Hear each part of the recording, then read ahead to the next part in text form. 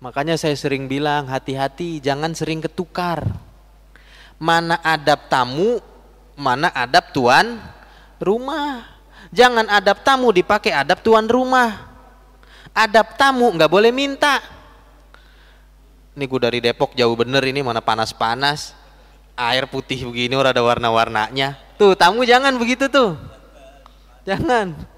Orang ada warna-warnanya, mana kagak dingin-dingin pisan di sini, kagak ada listrik apa di sini, kulkas nggak ada apa di sini. Udah jauh dari Depok lagi. Tuh nggak boleh tuh tamu. Tamu jangan minta. Tapi tuan rumah juga harus ngasih yang terbaik. Di rumahnya buah ada apa ada, ini kasih apa aneh katanya. Udah air putih aja deh mah. Air putih aja, lama ntar namu udah nih pasti. Sampai malam belum pulang nih, kasih aja air putih biar cepet pergi. Tuh jangan begitu. Akhlaknya jangan sampai kebalik. Yang bagus kan tamu nggak minta, tuan rumah ngasih yang banyak, yang bagus. Jangan kebalik, tamunya minta, tuan rumahnya medit. Oh ini kan yang jadi permasalahan. Maka mintalah dengan yang ma'ruf, tapi berikan dengan yang ihsan. Ihsan itu di atas daripada kebaikan.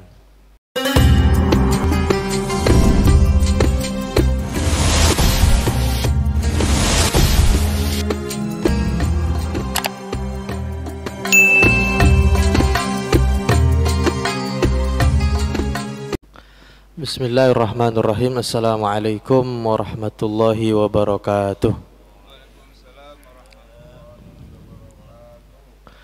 Alhamdulillahi rabbil alamin, wabihi nasta'in wa ala umurid dunya waddin. Wassalatu wassalamu ala sayyidina wa maulana Muhammadin wa ala alihi wa ashabihi wa dhurriyyatihi wa man tabi'ahum bi ihsanin ila yaumiddin.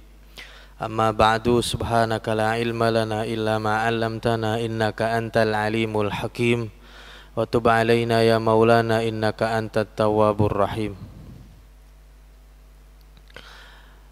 Ila hadratin Nabil Mustafa Rasulillah sallallahu alaihi wasallam wa ila jami' ikhwanihi minal anbiya'i wal mursalin wal awliya wasyuhada'i was salihin wa jami'il malaikatil muqarrabin wa ila jami'il ulama'il 'amilin al musannifin al mukhlisin wa ila abaina wa ummahatina wa ajdadina wa asatizatina wa asatizatihim wa usulihim wa furu'ihim wa ala kulli niyatin salihah.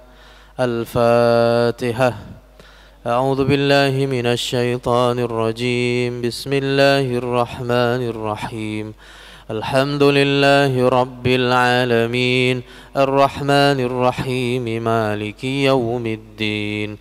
Iyyaka na'budu wa iyyaka nasta'in.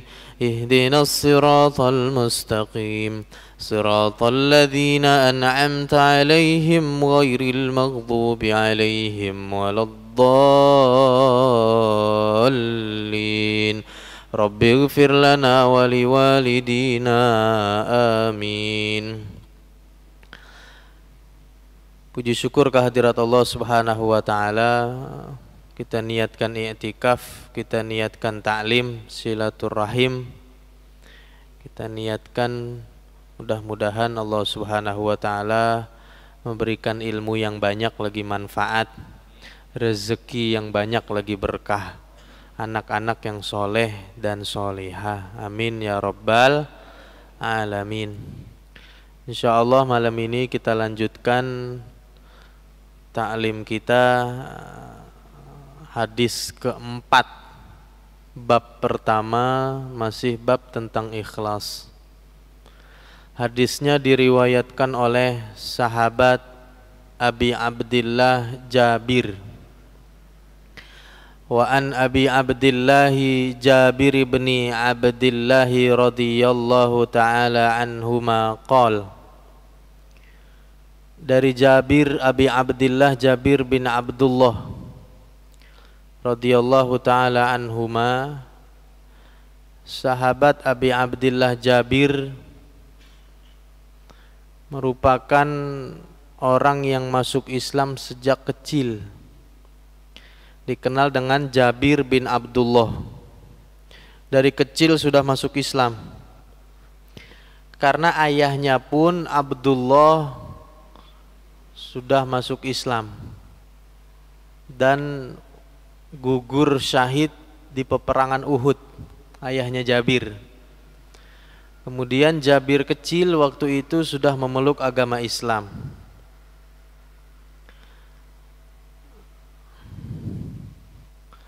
Dulu Jabir ketika kecil radhiyallahu an dilarang Nabi untuk ikut perang. Dilarang ayahnya, masih kecil, nggak boleh ikut perang. Tapi kemudian setelah ayahnya meninggal, Jabir sudah besar, tidak ada satu peperangan pun yang tidak diikuti oleh Jabir bin Abdullah. Beliau meriwayatkan hadis yang keempat dalam kitab Riyadhus Shalihin.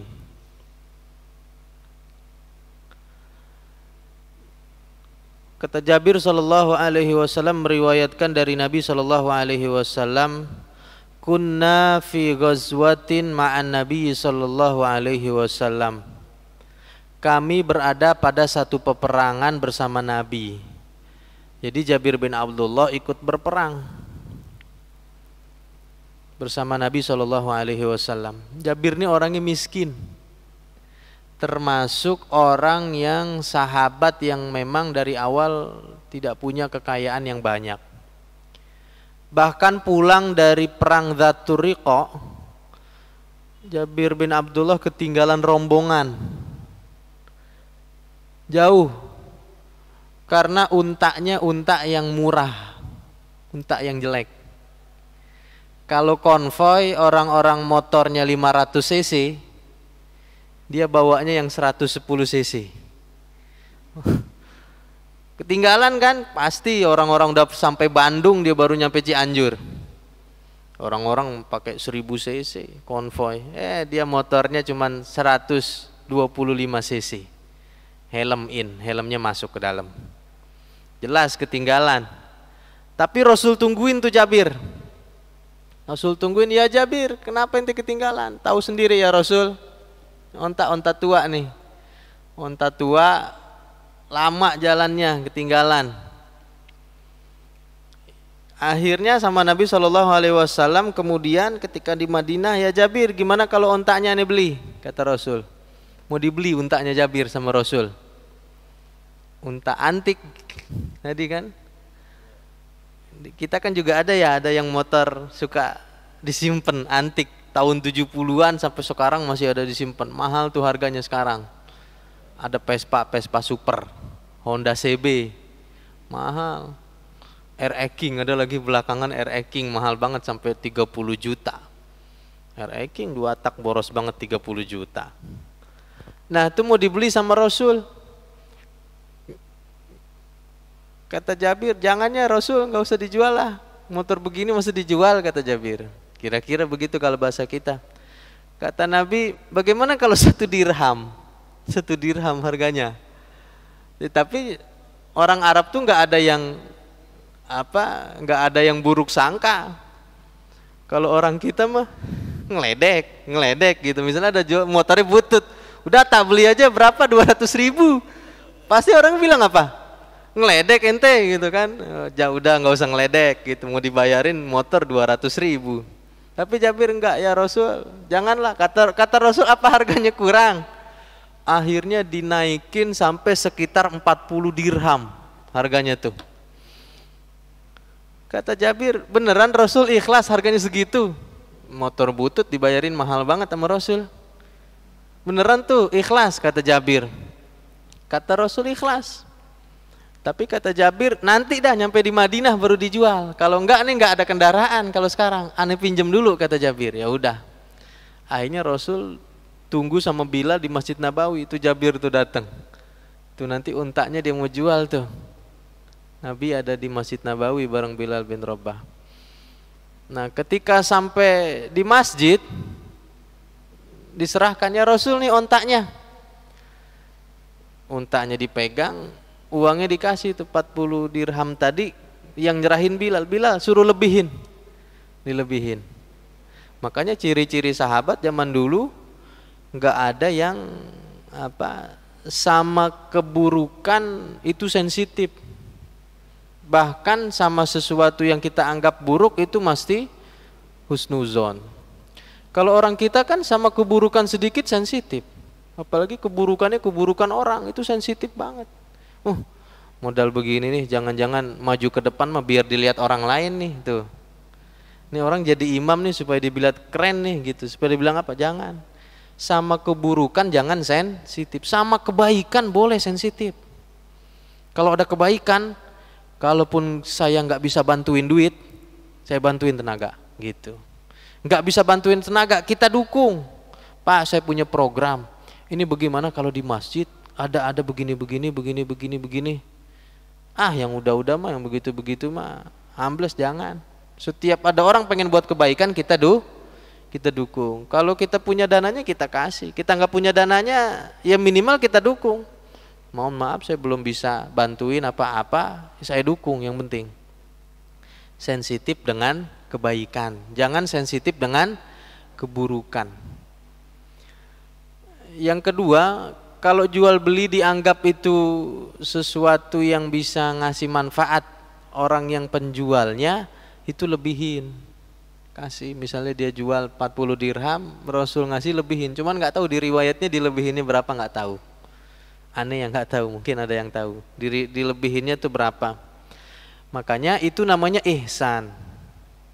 Orang tuh kalau cerai selama masa iddah namanya nafkah mut'ah. Nih, cerai nih bukan nikah mut'ah. Ada orang cerai, hari ini sudah cerai, maka kan ada iddahnya tuh ya. Ada iddahnya, ada 3 kali suci, ada iddahnya 4 bulan 10 hari, atau yang hamil sampai melahirkan. Nah, dalam masa iddah suami wajib masih memberikan nafkah namanya mut'ah sebelum masa iddahnya habis. Kalau dalam masa iddah itu boleh rujuk tanpa nikah lagi. Masa iddah boleh rujuk tanpa akad baru. Tapi kalau iddahnya sudah habis harus nikah lagi. Nah, perintahnya dalam Quran memberikan nafkah iddah itu mintanya yang sesuai dengan kebiasaan istrinya nih, calon mantan istrinya. Kan belum sah banget tuh karena masa iddahnya belum habis. Minta kan ke suaminya, 1 bulannya berapa? Kira-kira di sini berapa? Untuk misalnya 1 orang istri dan 2 orang anak.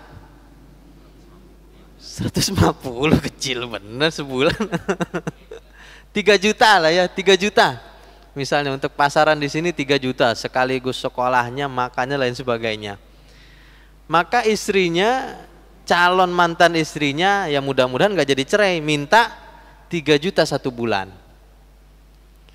Nah, suaminya kemudian besok awal bulan tuh ngasih. Kata Quran, ngasihnya itu jangan 3 juta. Kalau bisa ngasihnya lebih dari 3 juta, 6 juta kalau perlu. Ini kalau memang dua-duanya orang baik. Kalau dua-duanya kebalikannya lain. Bininya minta, biasanya pasaran 3 juta, dia minta 10 juta. Lakinya ngasihnya pasarannya 3 juta, dikasih setengahnya. Yang satu minta 10 juta, lakinya malah ngasih 1,5 juta. Ini ambles dua-duanya nih. Yang cakep, istrinya minta 3 juta, lakinya ngasih 5 juta. Ternyata setelah diteliti, ini hikmahnya besar. Istri yang tadinya pengen cerai, setelah dikasih 5 juta, berubah pikirannya. Pertama dia pikir, ternyata laki gue sekarang banyak duitnya, gitu juga kali bisa jadi. Laki gue sekarang banyak duit, dulu mah kere. Ya boleh juga, bagus juga namanya orang banyak duit, masa jelek. Yang kedua dia berpikiran, jangan-jangan laki gue masih sayang. Buktinya minta 3 juta dikasih 5 juta. Supaya dia kembali rujuk. Dan orang kalau lagi berantem jangan dipanas-panasin. Ada orang datang, emang tuh laki model begitu mah tuh, aduh, abis lah kalau laki model begitu. Janganlah bu model begitu. Jangan dikompor-komporin. Apalagi orang yang ingin berpisah itu salah satu proyek setan yang paling utama. Setan tuh Hebat kalau sudah bisa menceraikan kedua belah pihak. Nanti keluarganya akan berantakan, anak-anaknya, pendidikannya semuanya akan berantakan. Itu lebih berbahaya dibandingkan daripada keberhasilan maksiat-maksiat yang lain. Maka berikanlah dengan yang ma'ruf. Minta yang ma'ruf, kasih yang ihsan. Maka kalau ada orang jual, kalau emang kita lihat penjualnya susah, nggak usah ditawar. Kalau ada kembalian nggak usah kita ambil. Kecuali yang penjualnya penjual di hotel Indonesia, tuh boleh. Emang banyak duitnya. Emang yang jualnya orang kaya. Tapi kalau penjualnya emang butuh, jangan. Dilebihin sama Nabi. Dari 40 dirham tadi harga deal awal Nabi lebihin. Ketika dikasih, uangnya dikasih, untanya diambil, langsung dikembalikan Nabi lagi untanya. Udah, ontanya bawa aja. Kata Nabi. Duitnya dikasih, ontanya ternyata Nabi nggak niat beli. Ya Nabi, memang saya sengaja nih, kata Jabir, saya sengaja bukan nggak mau nerima tadi 1 dirham, kata Jabir, tapi saya punya hutang 40 dirham ke orang. Saya takut meninggal di peperangan sedangkan saya belum sanggup bayar. Tuh bagus banget. Apa jawaban Nabi? Ya Jabir, sebenarnya saya juga nggak niat beli. Saya niat ngasih duit, memang Nabi tahu kalau Jabir punya hutang. Masya Allah. Begitu bagus ya. Begitu bagus. Ya Allah, jangan kalau di kita kan kadang-kadang kalau ada orang BU, tahu BU nggak? BU, dijual BU. Lagi butuh uang, mentang-mentang BU nih. Udah pasarannya 1 juta. Gope aja, gope, lagi butuh duit tuh, coba dah tawarin gope juga mau tuh orang kita tuh. Mentang-mentang lagi butuh duit, mentang-mentang dia emang lagi dalam keadaan mendesak, kesempatan bagi kita. Mestinya jangan. Justru orang lagi butuh duit, kita bantu. Tapi Pak Ustadz, sekarang orang yang minjem lain sama orang zaman dulu. Orang zaman dulu yang minjem orang susah. Sekarang yang minjem orang susah. Bisa nggak minjem duit sekarang?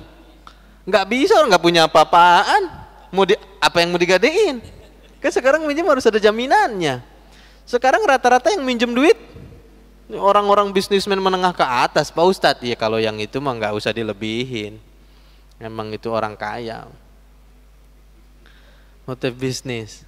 Tapi tadi jangan lupa, kita kalau minta yang ma'ruf. Uruf itu adat. Sebiasanya saja. Biasanya berapa sih? Pasarannya berapa sih gitu. Tapi kalau kita ngasih, jangan yang pasaran. Kalau kita ngasih, kasih yang lebih. Makanya saya sering bilang, hati-hati, jangan sering ketukar. Mana adab tamu, mana adab tuan rumah. Jangan adab tamu dipakai adab tuan rumah. Adab tamu nggak boleh minta. Ini gue dari Depok jauh bener ini, mana panas-panas, air putih begini udah ada warna-warnanya. Tuh tamu jangan begitu tuh, jangan. Udah ada warna-warnanya, mana kagak dingin-dingin pisan di sini, kagak ada listrik apa di sini, kulkas nggak ada apa di sini. Udah jauh dari Depok lagi, tuh nggak boleh tuh tamu. Tamu jangan minta. Tapi tuan rumah juga harus ngasih yang terbaik. Di rumahnya buah ada apa ada, ini kasih apaan Neng katanya, udah air putih aja deh mah, air putih aja, lama ntar namu udah nih pasti sampai malam belum pulang nih, kasih aja air putih biar cepet pergi. Tuh jangan begitu, akhlaknya jangan sampai kebalik. Yang bagus kan tamu nggak minta, tuan rumah ngasih yang banyak, yang bagus. Jangan kebalik, tamunya minta, tuan rumahnya medit. Ini kan yang jadi permasalahan. Maka mintalah dengan yang ma'ruf, tapi berikan dengan yang ihsan. Ihsan itu di atas daripada kebaikan. Kata Jabir bin Abdullah, kunna fi ghazwatin ma'an Nabi sallallahu alaihi wasallam. Kami berada satu peperangan dengan Nabi, faqala, maka bersabda siapa Nabi sallallahu alaihi wasallam, Inna bil madinati larijalan. Sesungguhnya di Madinah ada orang-orang yang gak ikut kita perang. Tuh. Peperangan ini diriwayatkan adalah peperangan Tabuk. Sekitar tahun 9 Hijriah. Nih di hadis nomor 4 Riyadhus Shalihin, perangnya adalah perang Tabuk. Perang Tabuk itu adalah perang melawan kekaisaran Bizantium Romawi. Dulu pernah pasukan Nabi sekitar tahun ke-6 kalau nggak salah, 6 Hijriah, pasukan Nabi SAW dengan 3 pemimpinnya termasuk Ja'far bin Abi Thalib itu melawan kekaisaran Bizantium yang kekuatannya 70 kali lipat. Satu orang lawan 70 waktu itu. Satu orang kaum muslimin lawannya 70. 3.000 melawan 200.000. Namanya perang Mu'tah. Di perang Mu'tah kaum muslimin cuma 3.000 ngelawan 200.000. Coba bayangin. Kalau susah bayanginnya pakai duit dah. Duit 3.000 lawan duit 200.000. Orang kita kan kalau angka-angka susah. Kalau udah duit ya bayangannya udah gampang. Duit 3.000 lawan duit 200.000. Satu orang melawan 70 pada saat itu. Tiga-tiganya mati syahid. Nih, 3-nya. Dan terakhir, panji ini nggak boleh yang dipegang itu bendera Rasul Shallallahu Alaihi Wasallam ketika dipegang oleh Ja'far, tangannya putus ganti tangan kiri. Tangan kiri putus dikempit di keteknya. Ini dipenggal kepalanya, jatuh. Bingung nih, siapa penggantinya nih? Kata Nabi SAW berwasiat kalau nanti 3-3-nya gugur, maka pilihlah siapa di situ yang ada jadi pemimpin perang. Khalid bin Walid baru 3 bulan masuk Islam. Ini Khalid bin Walid, masya Allah, panglima perang yang paling strateginya paling dahsyat yang dimiliki oleh kaum muslimin. Khalid bin Walid baru 3 bulan belum ngerti apa-apa dipilih. Nanti Khalid maju, mimpin tuh Khalid bawa perang, bawa panji Nabi. Kemudian Khalid bin Walid keesokan harinya memiliki strategi dipecah menjadi 2. Yang sana pergi sebelah kanan, sana pergi sebelah kiri. Padahal cuma 3.000 lawan 200.000. Pasukan Romawi yang di tengah dikepung dari kanan, dikepung dari kiri. Dianggap sepertinya kaum muslimin mendapat bantuan dari kanan dari kiri. Akhirnya Bizantium beberapa kilo mundur. Ketika mundur, Khalid bilang kita kembali. Nah, tidak terjadi peperangan yang begitu besar. Bizantium Romawi pada saat itu dipukul mundur oleh 3.000 pasukan melawan 200.000. Nah, atas dasar kekalahan ini 9 Hijriah kaum Bizantium pada saat itu menguasai daerah Tabuk, perbatasan dekat Yordan. Sekitar 770 kilo dari Mekah, dari Madinah. 776 kilo dari Madinah, ini Tabuk. Ada namanya nanti peperangan Tabuk.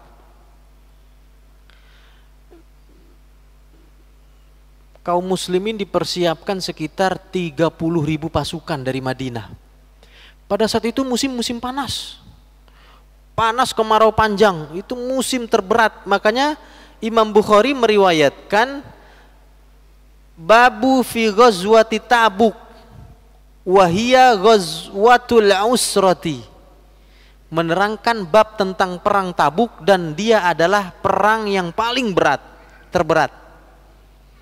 Dan ini perang terakhir Rasul. Rasul setelah ini nggak mengikuti peperangan. Tidak ada peperangan Nabi setelah perang Tabuk. Jadi kalau ada pertanyaan peperangan apa yang diikuti Rasul terakhir, jawabannya perang Tabuk. 776 kilo dari Madinah menyiapkan pasukan. Kebetulan pada saat itu waktu musim panen kurma. Orang Madinah memang sampai sekarang komoditasnya adalah kurma. Sedang panen-panennya semua suruh ikut.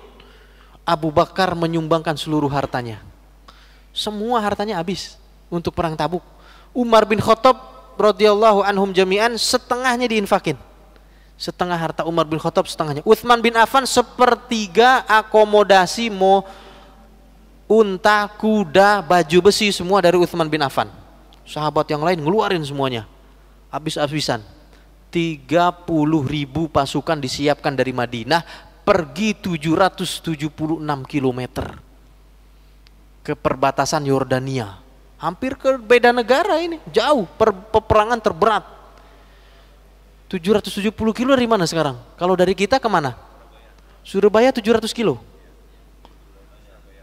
700 kilo, Surabaya lebih. Ya kondisinya enak. Orang sekarang ke Surabaya, jangankan Surabaya, ke Bandung aja nyampe puncak istirahat 3 jam. Ini gak ada rest area. Gak ada rest area, gak ada tukang kopi, gak ada. Panas. Naiknya unta, bahkan beberapa unta sempat disembelih. Karena saking panasnya. Perjalanan waktu itu 20 hari perjalanan. Makanya ini disebut dengan perjalanan terberat dengan upah infak perang terbesar. Perang Tabuk. 30.000 pasukan disiapkan dari Madinah. Dipimpin oleh Panglima Perang Khalid bin Walid. Kecuali Ali bin Abi Thalib. Ali bin Abi Thalib, kata Rasul SAW, ya Ali, tinggal di Madinah. Mimpin Madinah, takut nanti ada yang nyerbu. Berarti di Madinah ada orang sakit, ada orang tua, ada anak-anak, ada perempuan yang dipimpin oleh Ali bin Abi Thalib. Ali bin Abi Thalib pun nggak mau, geram Ali. Ali bin Abi Thalib itu termasuk pasukan yang Masya Allah begitu, meskipun seorang pemikir, kalau kita lebih daripada profesor, tapi giliran perang dahsyat Ali bin Abi Thalib. Terkenang dengan Zulfikar. Zulfikar tuh duanya, ujung matanya begini nih, pedangnya tuh ada semacam 2 jalur ya. Zulfikar ada tuh, terkenal perangnya, pedangnya. Itu pedang lawan ketika ingin menghunus kepada Ali, itu bisa masuk keduanya tuh. Terkenal nih teknik perangnya Ali. Ketika masuk ke jepitan Zulfikar, itu kemudian seketika diputar sama Ali bin Abi Thalib, jatuh. Pedang musuh langsung tebas. Itu terkenal teknik Ali. Memang kekuatannya dahsyat. Dan Ali bin Abi Thalib meskipun akademisi, orangnya cerdas, pinter, tapi giliran perang nomor 1. Dan ketua pemimpin tukang jagalnya Nabi. Kalau ada peperangan enggak ditebus, enggak dibayar, dipenggal. Dijajarin, dipenggal, dibunuh. Nggak ada yang mau beli juga. Kalau dibeli jadi budak. Ini perang kalah nih. Yang kalah itu diberesin. Sebagian ditawan, sebagian dibunuh. Nah dijagal. Siapa tukang jagalnya? Ketuanya Ali bin Abi Thalib tinggal di Madinah. Padahal Ali bin Abi Thalib nggak mau. Di perjalanan begitu dahsyat sampai-sampai beberapa unta dipotong buat makan. Nyampe di Tabuk, ternyata sampai 20 hari 20 malam pasukan Romawi Bizantium enggak ketemu. Hanya tinggal sisa-sisa 1-2 penjaganya doang. Kemana tuh Kaisar Romawi dan tentaranya yang menguasai Tabuk? Ternyata jauh-jauh hari mereka kabur takut. Akhirnya Tabuk dikuasai tanpa ada peperangan. Karena kekaisaran Romawi balik, takut dengan pasukan Rasul Shallallahu Alaihi Wasallam. 30.000 dulu aja yang cuma 3.000, kita 200, habis kita. Apalagi sekarang 30.000, mundur. Tabuk dikuasai. Nanti akan sampai kepada Palestina ketika zaman Khalifah Umar bin Khattab dengan panglimanya Abu Ubaidillah bin Jarrah dan Panglima Khalid bin Walid, sampai menguasai daripada Masjidil Aqsa. Nanti ketika zaman Umar bin Khattab semuanya dikuasai Romawi. Jadi Jazirah Arab itu sampai ke arah timur laut itu sudah dikuasai sampai ke Tabuk. Nah kata Nabi SAW, Ali bin Abi Thalib dan sahabat yang lain, mereka itu kata Nabi, masirtum masiron, mereka nggak ikut kita jalan 776 kilo. Wala qata'tum wadiyan, tidak juga menaiki memotong lembah. Mereka tuh yang di Madinah. walakin akan tetapi mereka semua ma'akum, sama-sama bersama kalian. Jadi enggak ikut pergi ke Tabuk, enggak ikut susah-susahan di jalan, tetapi mereka sama seperti yang jalan perang ke Tabuk. Kenapa? Habasahumul marot, karena mereka ada yang sakit. Wa fi riwayatin illa syarikukum fil ajri, kecuali mereka itu mendapatkan pahala yang sama seperti orang yang ikut perang. Berarti meskipun ada di Madinah enggak ikut ke Tabuk, pahalanya sama. Apa yang menyebabkan pahalanya sama? Padahal dia enggak ikut panas-panasan, enggak ikut ke Tabuk. Yang menjadikan pahalanya sama adalah niatnya. Semua orang Madinah niat pengen ikut perang, tapi kata Rasul jangan, sebagian ada yang harus tinggal di Madinah.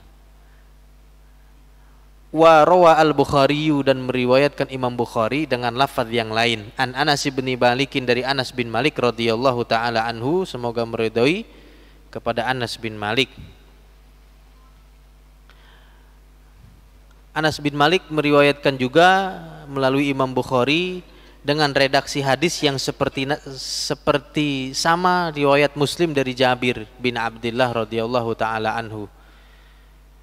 Inna aqwaman la khalafna bil Madinah ma salakakum syi'ban wala wadiyan illa wahum ma'ana habasahumul udhru.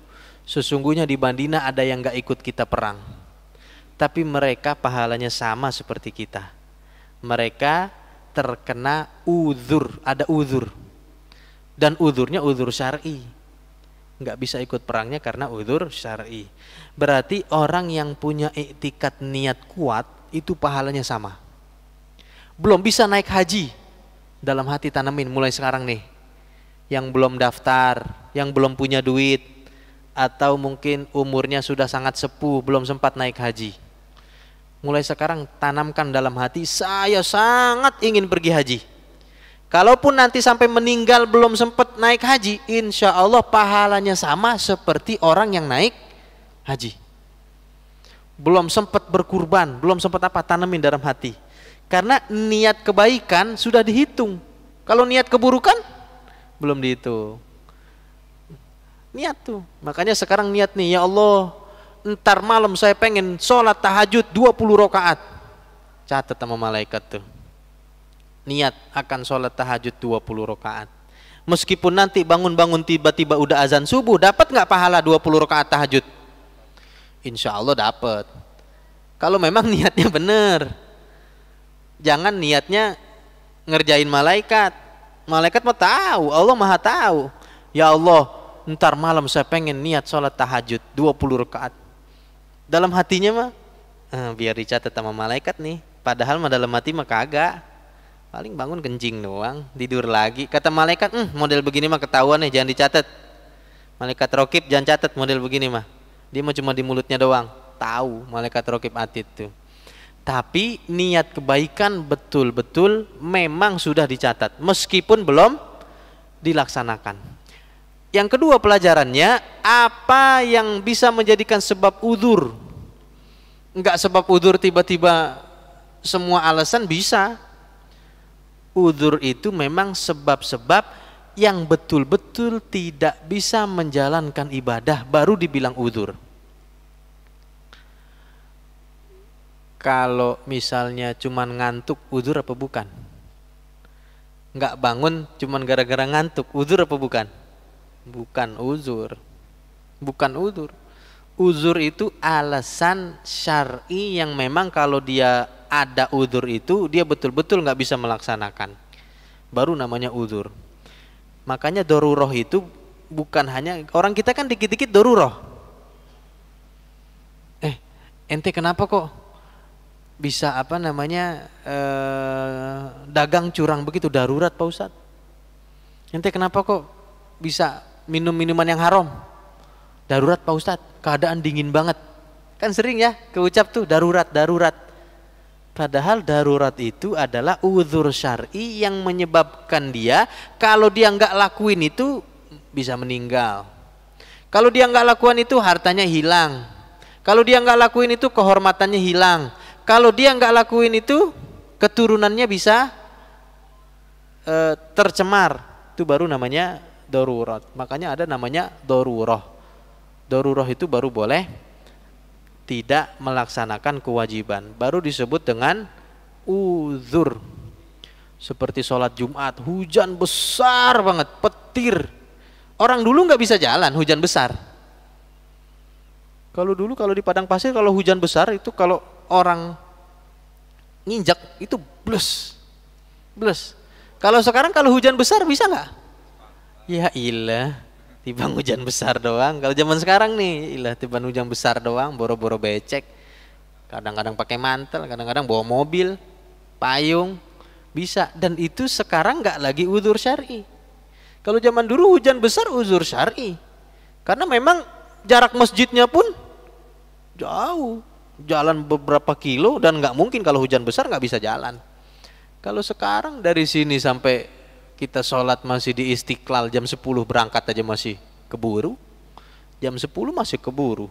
Di Bungur aja saya jam 10 jalan masih keburu. Makanya bukan lagi uzur syar'i.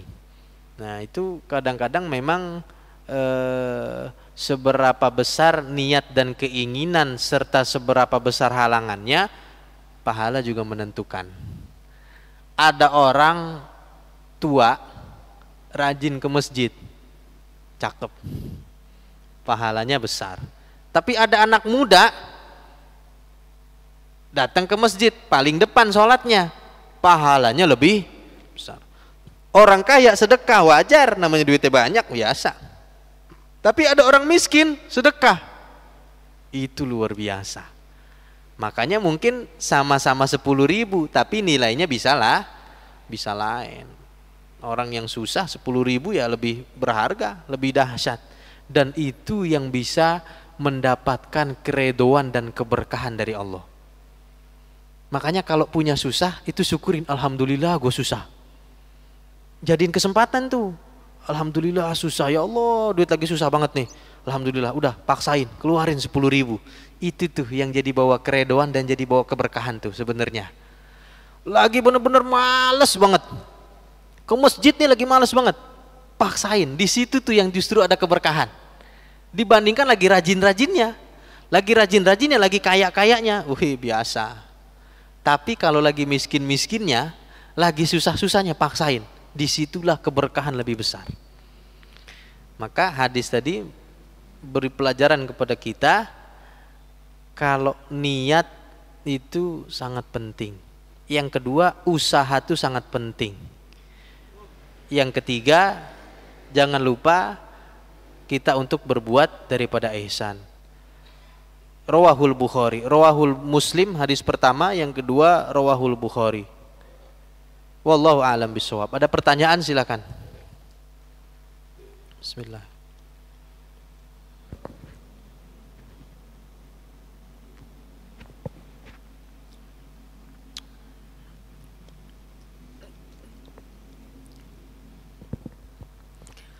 Ada pertanyaan? Dan bisa kita diskusikan? Masih ada berapa menit Mas Rubi? Masih 5 menit. Masih ada 5 menit.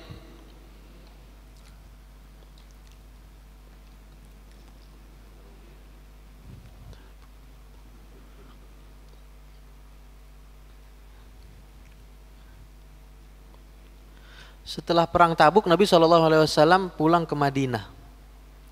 Setelah sebelumnya kemarin cerita Fathu Mekah. Fathu Mekah tahun ke-8. Sedangkan perang Tabuk tahun 9. Beda setahun. Jadi sekitar 1 tahun kemudian Nabi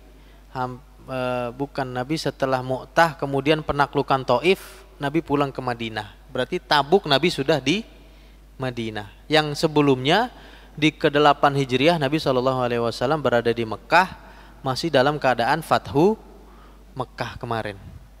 Fathu Mekah, kemudian ada perang Hunain, kemudian ada penaklukan Taif, kemudian baru perang Tabuk. Setelah perang Tabuk Nabi SAW tidak ada peperangan lagi setelah itu. Dan memang Nabi SAW sudah di usia yang sepuh. Berarti tahun 9 Hijriah Nabi SAW wafat berapa Hijriah? Berapa tahun Nabi? Di Madinah berapa tahun? Di Mekah kan 13, di Madinah 10 tahun. Berarti setelahnya tahun depannya Nabi hanya haji wada. Haji wada, kemudian setelah haji wada berkhutbah Nabi.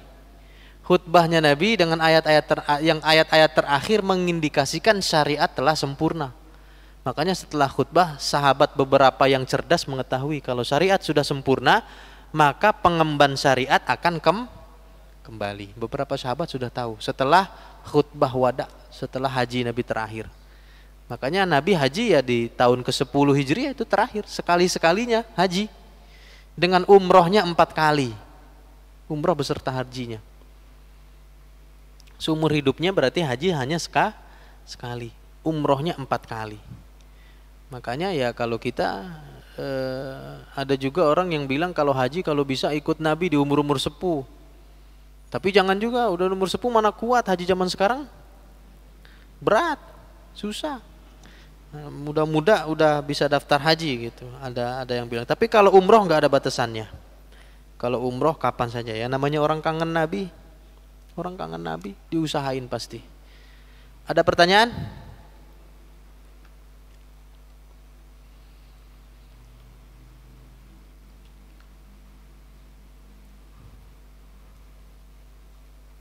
Nggak ada. Kalau nggak ada kita tutup.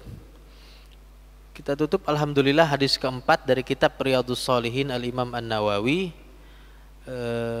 Mudah-mudahan yang kita kaji ada manfaatnya. Mudah-mudahan dengan mengenal daripada sirah nabawiyah. Jadi yang tentang kisah sahabat, kisah perang itu nama babnya adalah sirah nabawiyah. Sirah nabawiyah itu memang satu ilmu yang penting. Satu ilmu yang penting. Cuma rata-rata orang kita kadang-kadang males baca. Males baca. Pengennya dengerin doang. Udah Ustaz ceritain aja lah Ustaz bagaimana gitu. Kadang-kadang. Tapi bacanya males. Emang buku sirah tebel-tebel. Namanya sejarah nggak ada yang tipis. Dan di situ penuh nama dan tahun. Ada namanya, ada tahunnya Ustaz. Aneh lupa lagi kalau nama sama tahun. Ya, ceritain aja lah Ustaz. Itu orang yang tahu sejarah itu akan memiliki ilmu yang sempurna. Kalau nggak tahu sejarah, ilmunya nanti kurang sempurna karena dia tidak memiliki latar belakang pengetahuan tentang sejarah. Maka baca itu sejarah, sirah nabawiyah, penting. Salah satu bisa menguat, mempertebal daripada keimanan. Bisa memberi semangat untuk orang beramal soleh. Namanya sirah nabawiyah. Dibaca itu ada peperangan-peperangan Nabi di tahun berapa, tokohnya siapa, nama-namanya siapa. Kalau bisa hafal. Tokoh ayahnya siapa, mertuanya siapa, ini siapa. Ada yang kontemporer itu yang disusun oleh Ar-Rahiqil Makhtum, Syekh Al-Mubarakfuri. Itu termasuk sirah yang modern namun lumayan lengkap dengan bahasa yang mudah. Namanya Sirah Nabawiyah Ar-Rahiqil Makhtum yang ditulis oleh Al-Mubarakfuri. Itu kalau ada beli, baca di rumah. Gak tahu kalau PDF-nya ada apa enggak. Bisa menambah keimanan. Wallahu a'lam bishawab. Mudah-mudahan ada manfaatnya. Mudah-mudahan kita diberikan ilmu yang banyak lagi bermanfaat, rezeki yang berkah, anak-anak yang soleh dan solehah. Amin ya rabbal alamin. Wallahu a'lam bishawab. Assalamualaikum warahmatullahi wabarakatuh.